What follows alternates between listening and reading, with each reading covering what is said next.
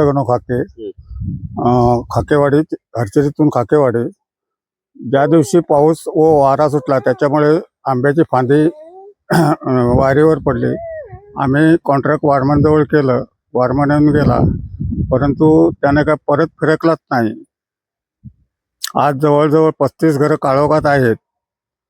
काळोखात रॉकेल पण नाही, त्याच्यामुळे बत्ती पण लावता येत नाही। काळोखात कसे दिवस काढायचे हे तुम्हीच सांगा। काय नेमकं झालंय?